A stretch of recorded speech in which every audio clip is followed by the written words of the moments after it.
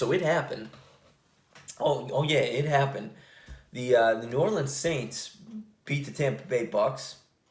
It was in New Orleans, but I don't know how it happened. Jameis Winston, who has been a game manager to this point, hasn't been really turning the ball over like he did his last year starting in Tampa Bay, but hasn't really been pushing the ball either. Been a game manager kind of deal, and they haven't played too many tough teams. He exits. He gets brought down awkwardly on his knee. I think I saw a report that he tore his ACL, so he's done for the year. At that point, I believe it was 7-7. All things look lost because, again, you have a non-potent offense and you're playing Tom Brady, and a very potent Tampa Bay Bucks offense. And somehow Trevor Siemian comes in and wins the damn game. I don't know how. They actually got up. At one point, like I said, it was 7-7. Every time. Like I was saying, it was 7-7 at one point, and then it ended up the Saints just went hot. They got hot, and at one point it was 23-7 early in the third quarter. And the Bucks brought it all the way back. They closed that gap very, very quickly, and then it turned into a back and forth game. And again, Simeon made some good plays, some sneaky athletic plays. It's not like the guy's never played before. He started for the Denver Broncos for a whole year and then most of another year. I think he was the guy before they drafted Drew Lock, who is now not playing. But he did a good job. Not a bad backup to have if you're New Orleans. It really isn't. Kamara had a decent day. The Saints, again, you can't forget that they're without their best offensive player. Like Michael Thomas, don't know what his deal is. Not playing, hates the New Orleans Saints, not there, not even talked about him being traded. I have no idea. Like, I haven't heard Michael Thomas's name mentioned since the offseason. It's almost like people forgot. I forgot until I was watching this game thinking, oh, I see Marquez Callaway and Traquan Smith, and oh yeah, they're not playing with Mike Thomas is gone. Kevin White made a catch. Kevin White, I live in NEPA, used to play at a little local, fun fact, played for a JUCO here before going to West Virginia, Lackawanna College, right down the road here, 10 minutes away from me. Kevin White played there, making NFL catches today. Hasn't played in I think they said he hadn't had a catch in 4 years. These are the guys that are playing. Michael Thomas is sitting home. Don't know what his deal is, but they find a way to win with Trevor Siemian. I guess he's going to be the guy. I guess. I mean, they beat the Bucks, so I feel like he earned the right to be the guy. Jameis Winston's done. Taysom Hill's hurt, but I don't think Taysom Hill's a quarterback. He's a gadget guy. Do they potentially ask Drew Brees, try to lure him out of retirement? Who knows? That would be interesting if they did that, because now, Jameis Winston is down. But, I mean, I like how Simeon played. I think you give him a shot.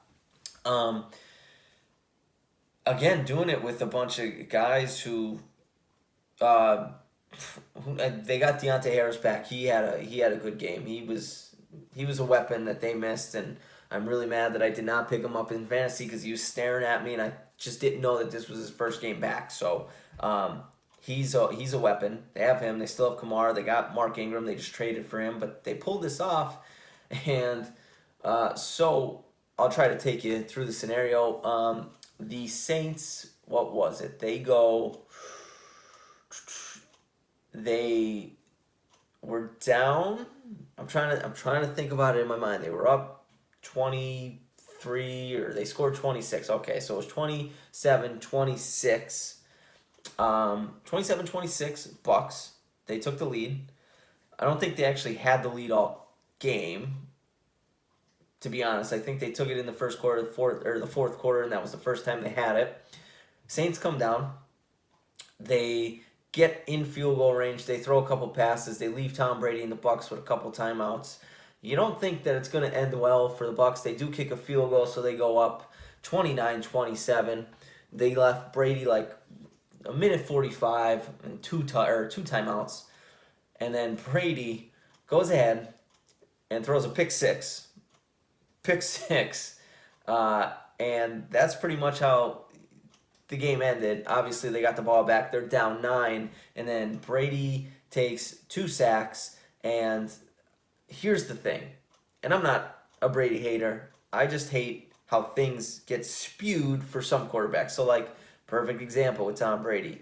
When the Patriots beat the Rams, what was it, 10-3, 13-3? Tom Brady was terrible the whole game, and then had one good drive. And everyone talks about how great Tom Brady was. Here, Tom Brady played well, had 4 touchdowns, and then in the biggest moment against the division rival, throws a pick 6, and they lose. But that's not going to be the narrative. People are going to still talk about how great he was and probably somehow make an excuse how it's not his fault. Not Tom Brady. Tom Brady will never make an excuse. Tom Brady knows that's his fault. That's why I love Tom Brady. I don't hate Tom Brady. I hate the people that never let Tom Brady do anything wrong and always have to make excuses for him. Like I love Tom Brady. He's the best. Don't get me wrong. But here's the thing. Like, he was obviously a top NFL MVP contender, and like I was thinking Joe Burrow was up there as well, and like Kyler Murray, and Kyler Murray threw a bad interception, well, miscommunication, but Kyler Murray primetime Thursday night, bad game. This was primetime. This was the Fox national broadcast, and so not primetime, not at night, but like big time game, divisional rival. Tom Brady plays well, statistically good, has a chance to make a big statement for the MVP, makes a terrible statement by throwing a pick 6 and losing the game. Joe Burrow, guy loses to the Jets. Like, that's not good. National TV. And this is why I don't think Joe Burrow will have a shot, and I'm going off on a tangent. He doesn't play any national TV games, and the Bengals probably won't get flexed into one now after losing to the frickin' Jets.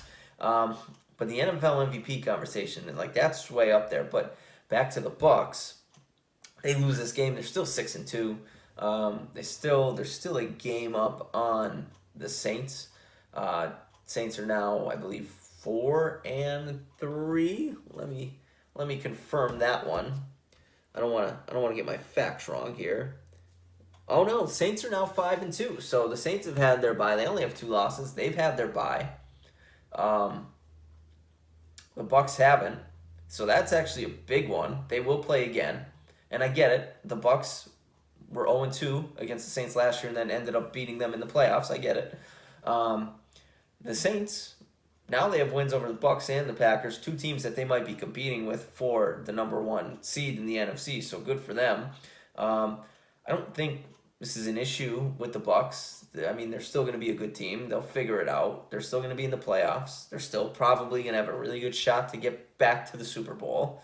Offensively, Leonard Fournette is starting to look like his early Jacksonville self. They still have Godwin, who's a stud.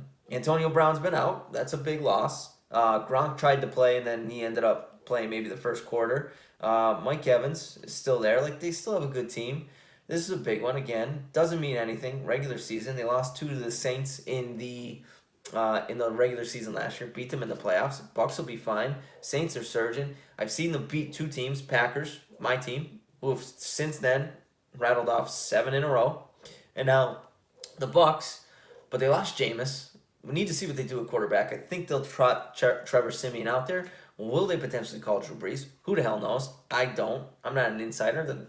If you want to know that stuff, go listen to Ian Rappaport or something. That's the end of this one. If you have comments, let me know. I don't really know. I imagine Bucs fans still feel pretty good. I imagine you guys still feel pretty good about yourselves. And if you're a Saints fan, I imagine you're wondering how the hell you pulled this one off with Trevor Siemian in there. But hey, if you want to write a comment, I like answering them. I like talking to people on the internet. If you want to like the video, like the thumbs up, that'd be great. If you want to subscribe, 122 at the recording of that. So much appreciation for you if you're number 123. Thank you for watching. I'll see you in the next one.